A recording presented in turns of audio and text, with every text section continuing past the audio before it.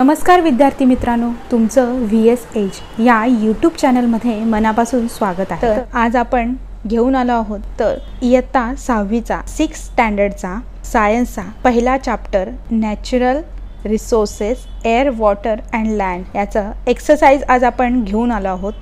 ते आता आपण पाहणार आहोत। चला तर मग आता बघूया। तर फर्स्ट क्वेश्चन आहे फिलिंग द ब्लँक्स, रिकाम्या जागा भरा।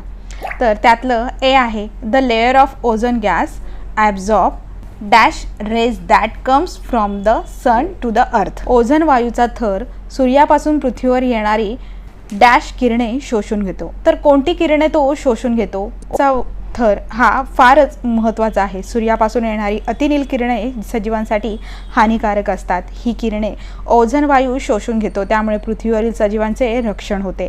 तर याचं आन्सर काय आहे? अल्ट्राव्हायोलेट रेज म्हणजेच UV रेज। The layer of ozone gas absorbs UV rays that comes from the sun to the earth। आता question B, of the total water available on earth fresh water forms dash percentage। म्हणजेच काय? पृथ्वीवर गोड्या पाण्याचा एकूण %% साठा उपलब्ध आहे। किती टक्के साठा उपलब्ध आहे बरं गोड्या पाण्याचा? तर याचं आन्सर आहे 0.3%। Of the total water available on the earth fresh water forms 0.3%। Question C, both dash and dash constituents are present in the soil. म्हणजे सॉइलमध्ये डॅश आणि डॅश घटकांचे अस्तित्व असते। तर याचं आन्सर आहे biotic and abiotic. Both biotic and abiotic constituents are present in the soil. तर question 2, why is it said that, असे का म्हणतात? तर यातलं पहिलं क्वेश्चन आहे the ozone layer is protective shell of earth. म्हणजेच ओझोनचा थर सजीवांचे संरक्षक कवच आहे असं का म्हणतात? कारण आता ओझोन वायूचा सजीवांना जगण्यासाठी प्रत्यक्षात उपयोग जरी नसला तरी खूप उंचीवर पृथ्वीभोवती ओझोनचा थर असणे सजीवांसाठी फार महत्त्वाचे असते। कारण सूर्यापासून येणारी अतिनील किरणे सजीवांसाठी हानिकारक असतात। ही किरणे ओझोन वायू शोषून घेतो, त्यामुळे पृथ्वीवरील सजीवांचे संरक्षण होते आणि त्यामुळेच त्याला सजीवांचे सुरक्षा कवच असं म्हणतात। आता याचा आन्सर असं येईल the ultraviolet rays coming from the sun are very harmful for living things. The ozone layer present in the lower stratosphere absorb UV rays and prevent them from reaching the earth. As a result, life on the earth is protected. Therefore, it is said that the ozone layer is protective shell of the earth. Second question आहे water is life. पाणी हे जीवन आहे। कारण कोणत्याही सजीवाला पाण्याशिवाय जिवंत राहणे शक्य नाही, म्हणूनच पाण्याला जीवन असं म्हणतात। Water is a good solvent and it dissolve many substances. The human blood is made up of 70% water and SAP of plant also contains a very high proportion of water. Processes will not take place in the absence of water. Hence, without water, no living organism can survive. Therefore, it is said that water is a life. आता question C, in what way is sea water useful even though it is salty? समुद्राचे पाणी पिण्यायोग्य नसले तरी सुद्धा ते उपयोगी आहे। आणि खूप सारे ॲक्वॅटिक ॲनिमल फिशेस हे सी वॉटरमध्ये राहतात। समुद्राच्या पाण्याची वाफ होते आणि ती वर जाते, त्याचे ढग बनतात आणि त्यापासून पाऊस पडतो।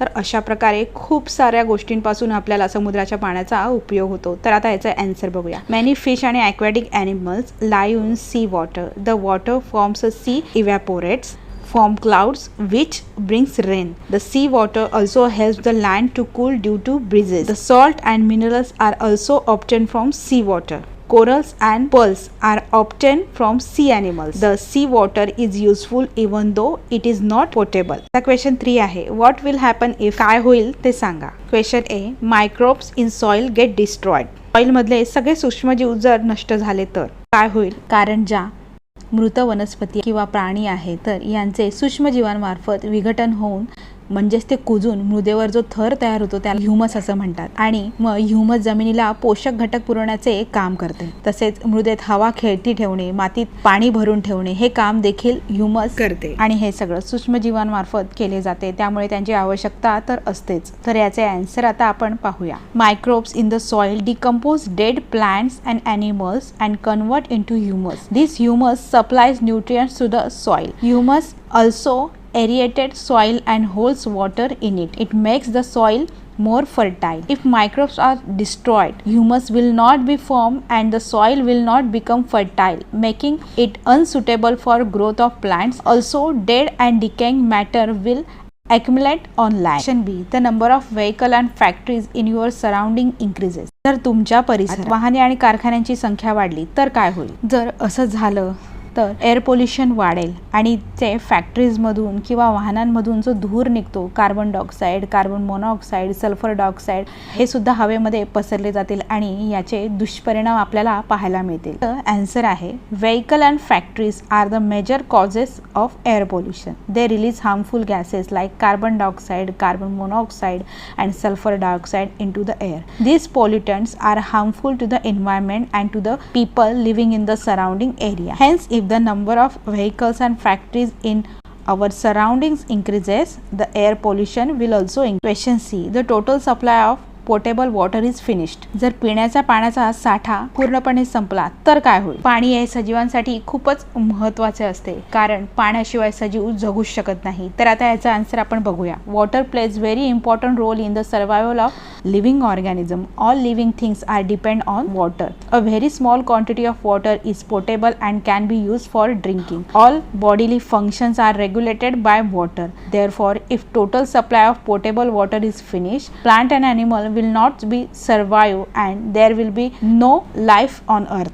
तर क्वेश्चन 4, मॅच द फॉलोइंग. तर ग्रुप ए आहे carbon dioxide, oxygen, water vapour आणि मायक्रोब्स. ग्रुप बी मध्ये दिलंय generation of soil, rain, plant food production and combustion. तर आता याचा आन्सर आपण बघूया. फर्स्ट आहे कार्बन डायऑक्साईड, तर याचा आन्सर आहे C, plant and food production. Second आहे ऑक्सिजन, तर याचं आन्सर आहे डी, कंब्युशन. थर्ड आहे वॉटर वेपर, याचा आन्सर आहे बी, रेन. 4 आहे मायक्रोब्स, याचा आन्सर आहे A, generation of soil. Question 5, name of the following. नावे लिहा. फर्स्ट आहे कॉन्स्टिट्युएंट्स ऑफ बायोस्फियर. बायोस्फियरचे भाग कोणते कोणते आहेत ते सांगा. तर याचा आन्सर आहे atmosphere, hydrosphere, lithosphere and all living things on earth. Question B, biotic constituents of soil. सॉइलचे बायोटिक घटक कोणते आहेत? याचं आन्सर आहे microbes, worms, insects, burrowing rodents like rats, mice, roots of trees and plants. Question C आहे fossil. आता याचा answer आहे crude oil from which we get kerosene, petrol, diesel, paraffin, wax and tar. Question D, inert gases in air, म्हणजेच हवेतील निष्क्रिय वायू कोणते आहेत? तर याचा आन्सर आहे neon, argon, helium, krypton and xenon. Question E, gases that are harmful to ozone layer. ओझोनच्या थरास हार्मफुल असणारे गॅसेस कोणते कोणते आहेत? तर आन्सर आहे क्लोरोफ्ल्युरोकार्बन अँड कार्बन टेट्राक्लोराइड. आता क्वेश्चन 6, ट्रू ऑर फॉल्स, चुकी बरोबर ते सांगा. फर्स्ट ए आहे land and soil is the same thing. जमीन आणि सॉइल ही एकच आहे. तर याचा आन्सर आहे फॉल्स. कारण काय बरं? Land consist of stones, soil and big rocks. Question B, the water in lake is called ground water. जमिनीखाली असणाऱ्या पाण्याच्या साठ्याला भूजल असे म्हणतात. तर याचेही आन्सर फॉल्स आहे. Water trapped below the ground over the bed rocks is called ground water. आता question C, it takes about 1000 years to form a 25 centimetre thick layer of soil. सॉइलचा 25 सेंटीमीटर जाडीचा थर तयार होण्यास सुमारे 1000 वर्षे लागतात. तर हेही स्टेटमेंट फॉल्स आहे. It almost takes around 1000 years to form 2.5 centimetre thick layer of soil. Question D, radon is use in decorative lights. चा उपयोग डेकोरेटिव्ह लाईट मध्ये याचंही आन्सर फॉल्स आहे, because neon is use in decorative lights. तर क्वेश्चन 7, answer in your own words. तुमच्या शब्दात उत्तरे लिहा. त्यातलं क्वेश्चन ए आहे explain with the help of diagram how soil is form. मृदा कशी तयार झाली हे आकृतीसह स्पष्ट करा. तर ह्याचा आन्सर आहे the soil on land is form by natural process. The abiotic components of soil are supplied through the weathering of bedrocks. Due to heat, cold, wind and rain, the bedrocks break down into pieces. Stones, sand and soil are formed from these pieces. Microbes, worms, insects, rodents and roots of trees growing on land help in weathering of rocks. This process is slow, continuous and it takes 1000 years to form 2.5 centimetre thick layer of mature soil. तर याची diagram सुद्धा आपण दिली आहे. Diagram ही व्यवस्थित note करून घ्या. Question B, why is there a storage of water even though it occupies about 71% of the earth surface. पृथ्वीवर सुमारे 71% भूभाग पाण्याने व्यापलेला असून देखील कमतरता का भासते बरं? याचं आन्सर आहे 71% of Earth's surface is covered with the water of 97% is salty water present in the seas and ocean, and 2.7% water is available as groundwater, ice, and in other forms. Only 0.3% of water is available as fresh water and which can be used for drinking. All the living organisms require water to drink. The water is used in industry and also for farming. Due to increasing population and uncontrolled usage, we experience shortage of water. Question C. What are the various constituents of air? Write their uses. हवेतील विविध घटक कोणते आहेत आणि त्यांचे उपयोग लिहा. तर याचा आन्सर आहे air contains gases like oxygen, carbon dioxide, nitrogen, inert gases, water vapour and dust particles. The uses of constituents of air as follow. आता इथे खाली टेबल दिला आहे, तोही तुम्ही व्यवस्थित बघा आणि नोट डाऊन करून घ्या. Question D. Why are air, water and land considered to be valuable natural resources? हवा, पाणी आणि जमीन ही बहुमोल नैसर्गिक संसाधने का आहेत बरं? तर ह्याचं आन्सर आता आपण बघूया. The various components of air helps and support the growth of living organisms. Nitrogen is used to make proteins, oxygens, and is used for respiration, and carbon dioxide is used to make food by plants. Similarly, land supports growth of terrestrial plants and animals. It provides important minerals to plants and also to human beings. It is the shelter for worms, insects and rodents and support their growth. Plants and also cannot survive without land. Water is necessary for carrying out all life processes in the living organism, and without water there will be no life on earth. Hence land, air and water are considered valuable natural resource. तर आता इथे आपण सगळे question and answer solve केलेले आहेत. तर जर तुम्हाला काही क्वेरीज असतील तर मला कमेंट बॉक्समध्ये नक्की कळवा. तसेच हा व्हिडिओ जर तुम्हाला आवडला असेल तर चॅनलला सबस्क्राईब करायला विसरू नका आणि लाईक ही नक्की करा. तर तोपर्यंत धन्यवाद.